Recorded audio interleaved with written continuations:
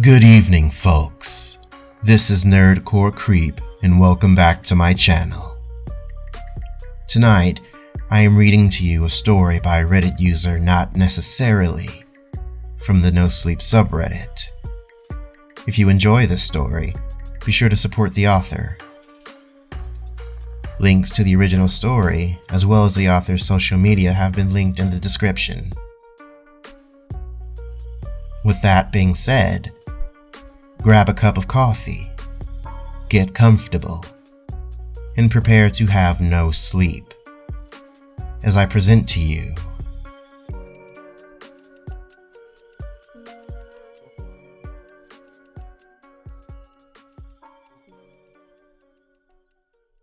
I was cleaning out my dusty old basement. I had just turned 19 and was moving out of my parents' house so I could go to university. My mom suggested I look through all my old belongings in the basement before she donates them.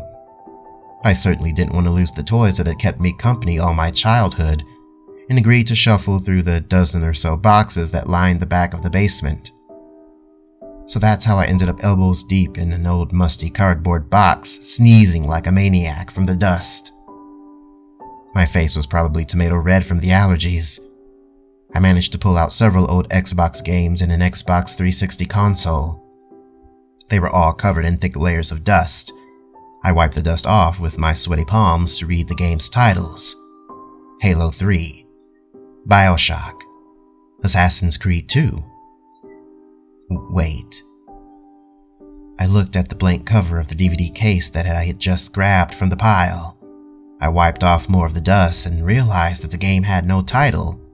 There was no text at all on the cover itself. The only thing on the cover was an image of a house. It was a 2-story house that looked quite similar to mine. Unlike all the other games I had looked through, I could not recall playing this game at all. As I saw the covers of each of the other games, memories of playing these games for hours flashed in my mind, but this cover brought nothing. It felt familiar, but alien at the same time, like it was a forbidden game that had been locked away in the crevices of my mind. A strange desire overtook me, and I felt compelled to play the game. I set up the Xbox with my monitor up in my room and told my mom I was taking a breather from working in the basement. My mom smiled knowingly when she saw the Xbox console in my hands and told me to have fun. The Xbox 360 surprisingly still turned on, after marinating in dust for at least the last 7 years. I had switched to PlayStation soon after it released and completely forgot about the Xbox. The fans of the ancient machine started to whir, and the bright green Xbox loading screen came up on my monitor. I felt waves of nostalgia wash over me as my old Xbox profile started, and I saw my stupid-looking avatar. Feeling self-conscious, I spent about 5 minutes fixing up my avatar while feeling sorry for 6-year-old me. After that, I slid in the DVD for the nameless game and pressed on the icon to play it. As soon as I pressed the A button on the controller, the game launched without any loading at all. I was surprised at the fast loading time, but after looking at the poor graphics, it wasn't so impressive anymore. Everything was pixelated and unclear. The same house that was on the cover was now on the screen. I pressed the A button and suddenly the screen flashed several times before fading to black.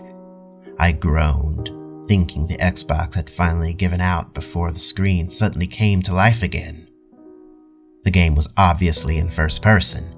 My in-game character was looking at the house that was on the cover. The graphics were still horrible and everything was pixelated and unclear. There was absolutely no detail at all, and the entirety of the game looked like a bunch of polygons. I wanted to stop playing the game, but some unknown strange force kept me glued to it. My thoughts screamed at me to stop playing, but I was under a trance. I could not stop playing the game. Chills ran down my spine as I fought with my own mind to stop playing the game. I was a prisoner inside my body, and I had no choice but to play the game. my thoughts started to turn foggy as strange, intrusive thoughts that seemed to not belong to me spoke in my mind. They were comparable to a snake's tongue, forking through my mind and manipulating me from the inside. Move forward. I moved my joystick forward, and my character started to move forward. It felt like a cutscene because all I had to do was press the joystick forward while the in-game characters opened the door. The pixelated walls and hallways seemed all too familiar.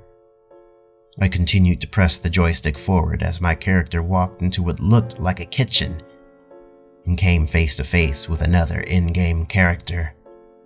It looked like a woman, but she was also very pixelated. Pixelated to the point where her facial details were unclear. My in-game character grabbed a knife from the knife holder and stabbed the woman right in the neck. I stared in shock at the screen as I started to hear a gurgled scream. I had turned my volume down to 0, so why could I hear the scream? I dismissed the thought as quickly as it came, thinking that I had probably not turned the volume down. The grip this game had over me seemed to strengthen after this action, and I could no longer take my eyes off the screen. I tried to think about that gurgled, spine-tingling scream again, but the game's control over my thoughts prevented me from this. All the while, I started to realize how familiar the pixelated world looked, how familiar the house was. The in-game character clutched the bloody knife and went up the stairs to reach the upstairs bedroom. He walked into a familiar hallway at the top of the stairs and started walking towards a door. My hands started shaking, but I held onto the controller and continued pushing the joystick forward. The more effort I made to stop my finger from pushing the joystick forward, the harder my finger pushed.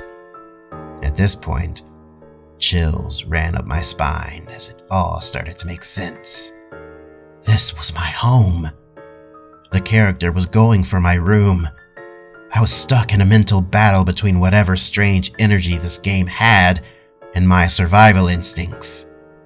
The game's grip held me tight, but I could feel myself slipping away from it. As the in-game character opened the door to my room and raised its knife, I lurched away from the game and threw my controller at the screen, smashing it in the process. My thoughts became clear, and I felt in control again. I rushed downstairs and saw what would be etched in my mind for the rest of my life. My mother, laying in a pool of her own blood, with a gaping knife wound on her neck.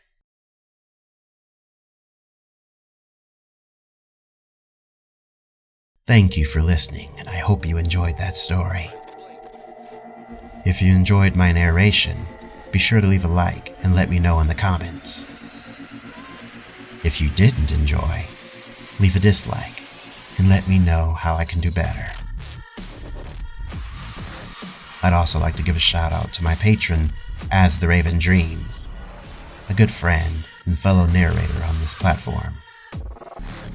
He makes fantastic content, so be sure to check out his channel as well.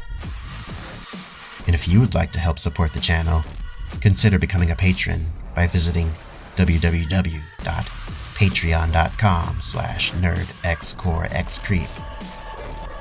If you'd like me to narrate your stories, send me a message on Reddit at username nerdxcorexcreep or on Twitter at twitter.com/nerdxcorexcreep. That being said, thank you again for listening. And if you can't sleep, have a creepy night.